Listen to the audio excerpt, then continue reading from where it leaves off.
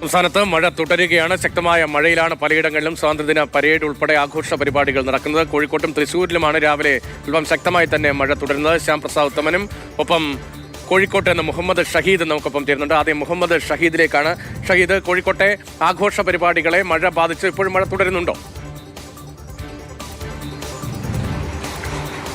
പ്രതീക്ഷ ശക്തമായ മഴ കോഴിക്കോട് ഇപ്പോഴും തുടരുകയാണ്. ഇന്നലെ രാത്രി മുതൽ തന്നെ, ഇന്നലെ വൈകിട്ടോടുകൂടി തന്നെ മഴ ആരംഭിച്ചിരുന്നു. രാത്രിയും നല്ല മഴയുണ്ടായി. എടുത്തു പറയേണ്ട കാര്യം, ഇന്ന് അവധി ദിവസമാണ്. സ്വാതന്ത്ര്യദിന ആഘോഷ പരിപാടികൾ നടക്കുകയാണ്. എല്ലായിടങ്ങളിലും വലിയ ആഘോഷപൂർവ്വം നടത്തേണ്ട സ്വാതന്ത്ര്യദിന പരിപാടികൾക്ക് ഈ കനത്ത മഴ മങ്ങലേൽപ്പിച്ചു എന്നുള്ളതാണ്. കുട്ടികൾ സ്കൂളുകളിലൊക്കെ അത് പലയിടങ്ങളിലും പരിപാടികളൊക്കെ വൈകുന്ന സാഹചര്യമുണ്ടായി. ഞാൻ വരുന്ന വഴിയൊക്കെ പായസ വിതരണമൊക്കെ സാധാരണ നടക്കാറുണ്ടായി. പക്ഷേ കനത്ത മഴയിൽ അത്തരം പരിപാടികളൊക്കെ മാറ്റിവെച്ച ഒരു സാഹചര്യമാണ് ഉള്ളത്. പക്ഷേ ഇന്ന് വിക്രം മൈതാനിയിൽ സ്വാതന്ത്ര്യദിന പരേഡ് മന്ത്രി മുഹമ്മദ് റിയാസ് പതാക ഉയർത്തി. അവിടെയും പക്ഷേ ശക്തമായ മഴയുണ്ടായിരുന്നു.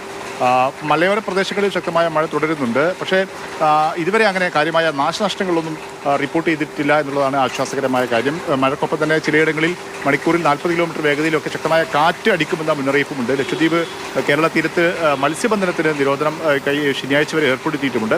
യെല്ലോ അലർട്ട് മലപ്പുറം, കോഴിക്കോട് ജില്ലകളിലാണ് മലബാറിലുള്ളത്. വരും ദിവസങ്ങളിലും ശനിയാഴ്ച, ഞായറാഴ്ച ദിവസം വരെ മലബാറിലെ വ്യത്യസ്ത ജില്ലകളിലായി യെല്ലോ അലർട്ട് പ്രഖ്യാപിച്ചിരിക്കുകയാണ്. അതുമായി ബന്ധപ്പെട്ട ജാഗ്രതാ നിർദ്ദേശങ്ങളുമൊക്കെ നൽകുകയും ചെയ്തിട്ടുണ്ട്. കഴിഞ്ഞ ആഴ്ചകളിലൊക്കെ കനത്ത മഴയിലും കാറ്റിലുമായിരുന്നു വലിയ നാശനഷ്ടം ഉണ്ടായിരുന്നത്.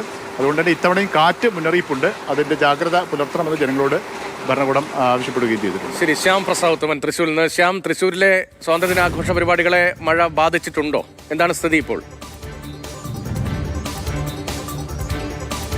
രതീഷ്, ഇന്നലെ വൈകിട്ട് മുതൽ തുടങ്ങിയ മഴയാണ്. ഇപ്പോഴാണ് ഒരല്പം ശമനം ഉണ്ടായത്. ഇന്നലെ വൈകിട്ട് മുതൽ ഇടവിട്ട മഴ പെയ്യുകയും തുടർന്ന് ഇന്ന് രാവിലെയോടുകൂടി ശക്തമായ മഴ തന്നെയായിരുന്നു. സ്വാതന്ത്ര്യദിന പരേഡ് സമയത്തുമൊക്കെ വലിയ തോതിലുള്ള മഴയാണ് അനുഭവപ്പെട്ടത്. എന്നാൽ മഴയെല്ലാം തന്നെ കൂസാതെ തന്നെ വിദ്യാർത്ഥികളും മറ്റുമൊക്കെ സ്വാതന്ത്ര്യദിന പരേഡ് ഒരു അണുവിട ചലിക്കാതെ കൃത്യമായ രീതിയിൽ ആ പരേഡിൽ പങ്കെടുക്കുകയും മറ്റുമൊക്കെ ചെയ്തു.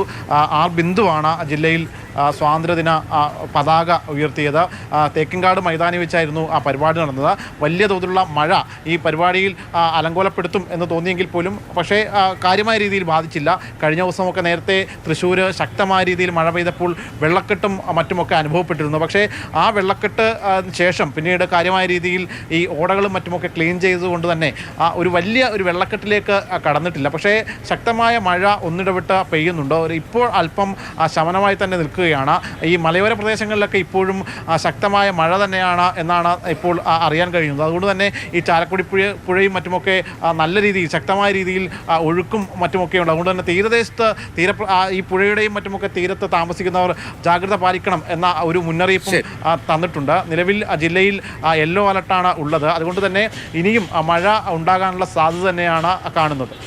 ശരി, തൃശ്ശൂരിൽ അല്പം മഴ മാറിയിട്ടുണ്ട്. രാവിലെ മഴയായിരുന്നു. കോഴിക്കോട്ട് പക്ഷേ ഇപ്പോഴും മഴ തുടരുന്നുണ്ട്. സ്വാതന്ത്ര്യദിനാഘോഷ പരിപാടികളെയും നേരിയ തോതിൽ ഈ മഴ ബാധിച്ചിട്ടുണ്ട്. പക്ഷേ ആഘോഷ പരിപാടികളൊക്കെ വിപുലമായി തന്നെ തൃശ്ശൂർ ഉൾപ്പെടെ നടക്കുകയാണ്. ശ്യാം പ്രസാദ് ഉത്തമനും മുഹമ്മദ് ഷഹീദുമാണ് ആ വിവരങ്ങൾ നൽകിയത്.